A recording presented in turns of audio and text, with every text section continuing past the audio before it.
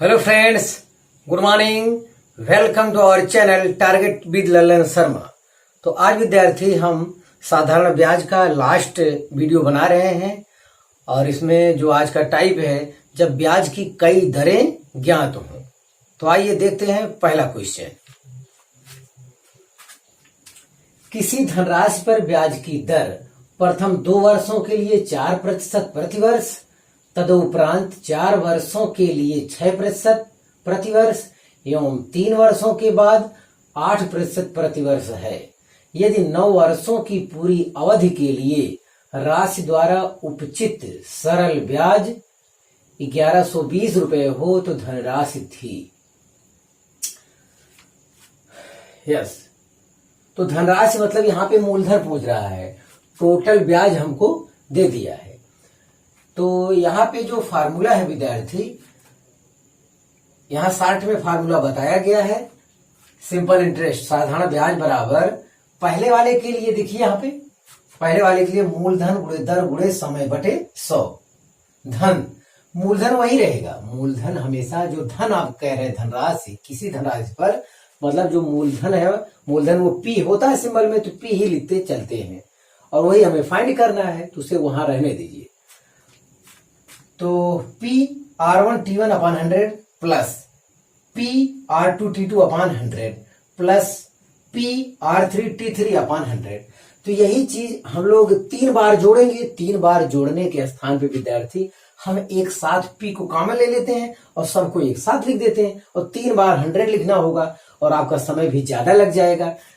तो P ऊपर common हो गया तो R1 T1 plus R2 T2 plus R3 T3 upon 100। Otherwise यही चीज 3 बार लिख के आप ऐड करेंगे तब कॉमन लेंगे तो 1-2 लाइन आपका ज्यादा लग जाएगा और समय भी ज्यादा लगेगा, हमें समय बचाना है। यस, तो आपके पास जब ज्ञान हो जाएगा तो ये फार्मूला भी आपको लिखने की जरूरत नहीं, डायरेक्ट वैल्यू रखेंगे जल्दी जल्दी कैलकुलेशन के लिए। यस, ठीक है। साधारण ब्याज हमको दिया कितना, 1120 रुपया, हमने उसके स्थान पे रख दिया। कोई धन कितना है, P है। अब पहला देखिए P अननोन है, वो हमें फाइंड करना है। आगे कह रहा है देखिए,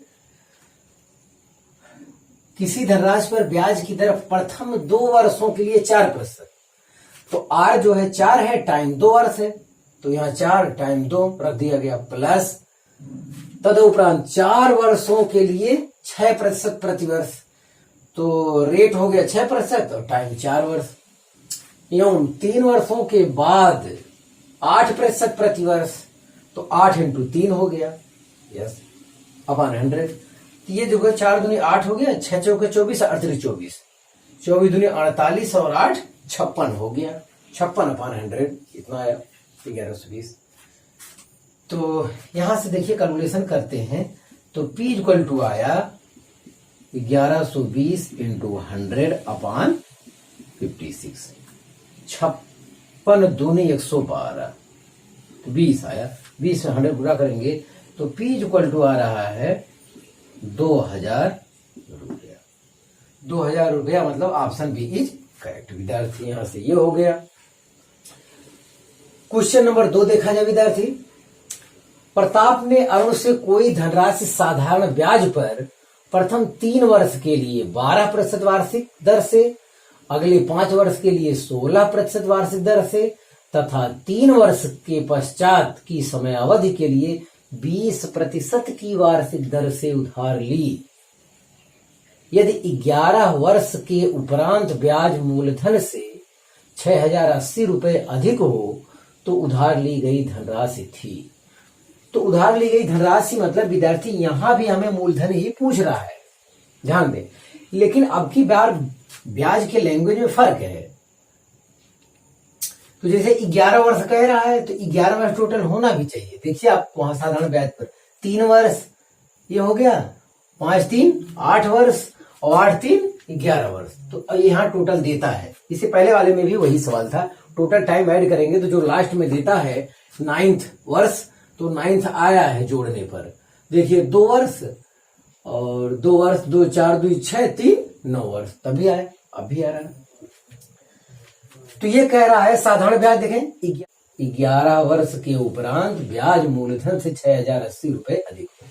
तो साधारण ब्याज है कितना, तो मूलधन प्लस 6080 रुपया। तो जो इससे पहले सवाल लगाए हैं 100% विद्यार्थी वैसे लगाएंगे, लेकिन साधारण ब्याज के स्थान पे हम लोग रखेंगे मूलधन प्लस 6080 रुपए, क्योंकि कह रहा है तो मानना पड़ेगा, बस इतनी सी बात है। बाकी सेम सवाल है। तो साधारण ब्याज बराबर फिर वही फार्मूला,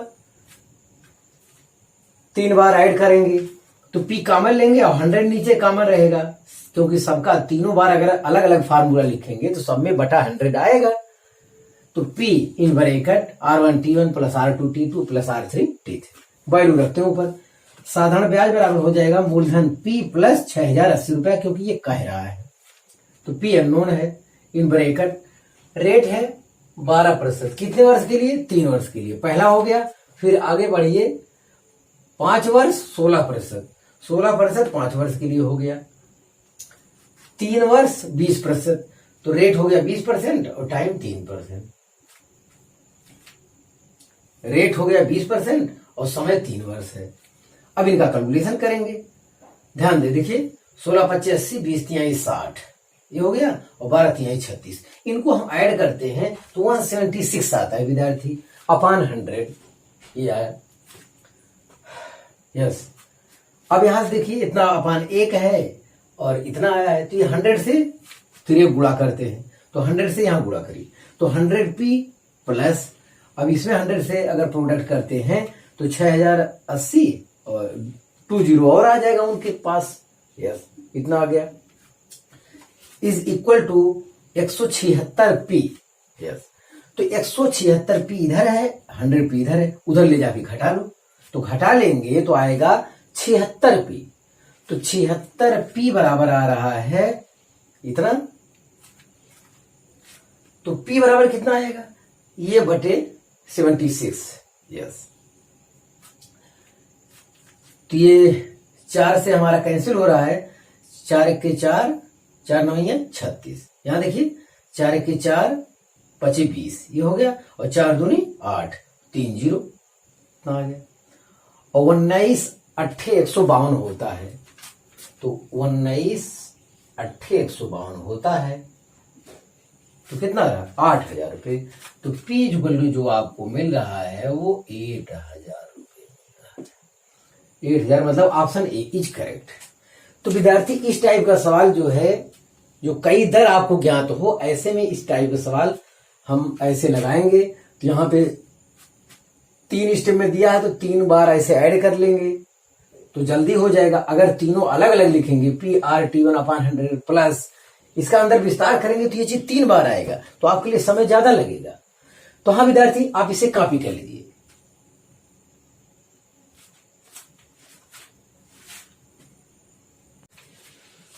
हाँ विद्यार्थी, अगले टाइप का क्वेश्चन देखा जाए, कितने वर्षों में कोई राशि 10% वार्षिक साधारण ब्याज की दर से अपने से 3 गुनी हो जाएगी। तो ध्यान दें, तो इस टाइप के सवाल में माना मूलधन P है और कितने वर्षों में 3 गुनी हो जाएगी। 3 गुनी मतलब वो मिश्रधन हो गया हमारा, तो मिश्रधन बराबर हो गया 3P। यस, तो साधारण ब्याज बराबर मिश्रधन माइनस मूलधन, तो 3P minus P equal to कितना है? 2P। ये हमारा आ गया साधारण ब्याज। बस जो आपका मेन फार्मूला होता है उसमें रख दीजिए, आपको अपना वैल्यू पता चल जाएगा। साधारण ब्याज बराबर मूलधन गुणे दर गुणे समय बटे 100। तो साधारण ब्याज कितना है? 2P इक्वल टू P, और R कितना है? 10%। टाइम कितने वर्षों में ये पूछा हुआ है, अपॉन 100। यस, तो यहां से P से P कैंसिल हो जाएगा, ये 0 से 0, तो 3 गुणा करेंगे तो T इक्वल टू आएगा 20 वर्ष। यस, तो इस आधार पर ऑप्शन डी इज करेक्ट है विद्यार्थी। क्वेश्चन नंबर 4 देखा है विद्यार्थी, साधारण ब्याज की कितने प्रतिशत वार्षिक दर से कोई धन 15 वर्षों में 4 गुनी हो जाएगी। तो सेम इसी टाइप का सवाल ये भी है। तो माना मूलधन कितना है? P है, और लास्ट में कितना गुनी हो गया? 4 गुनी, तो मिश्रधन कितना हो जाएगा? 4P हो जाएगा। तो साधारण ब्याज मिश्रधन माइनस मूलधन, तो 4P माइनस P हमने लिख दिया 3P। यस, बस जो आपका मेन फार्मूला है उसमें रख दीजिए, जो अननोन होगा वो ज्ञात तो हो जाएगा। साधारण ब्याज बराबर हो जाएगा ये 3P इक्वल टू P, और आर आपको फाइंड करना है और टाइम 15 वर्ष दे दिया है अपॉन 100। यस, तो यहां से पी पी आपका कैंसिल हो गया, ये 300 हो जाएगा। तो R इक्वल टू आ रहा है विद्यार्थी 300/15, ठीक है, 300/15। तो 15 दूनी 20, 15 दूनी 30, तो 20 आया। तो R बराबर आ गया 20%। जो रेट है आपका कितना आएगा? 20%। तो विद्यार्थी आप इसे कॉपी कर लीजिए।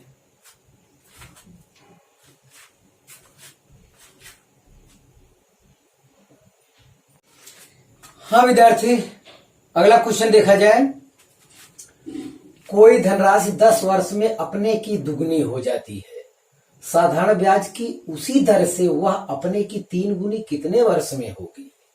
ध्यान दें, तो यहाँ पे पहला जो कंडीशन दिया है उसकी सहायता से दर फाइंड करेंगे हम लोग, उसके बाद टाइम मिल जाएगा। तो शुरुआत में देखा जाए तो मूलधन जो हो जाएगा आपका, मूलधन बराबर पी मान लेते हैं, 10 वर्ष में अपने की दुगनी हो जाती है, तो ये मिश्रधन बराबर हो जाएगा 2p। तो यहां से साधारण ब्याज आ जाएगा 2p minus p equal to p। ये सब चीज जबानी करने वाला, लिख कर लगाने वाला नहीं है। यस, तो यहां से इस कंसेप्ट की सहायता से हम लोग दर फाइंड कर लेंगे।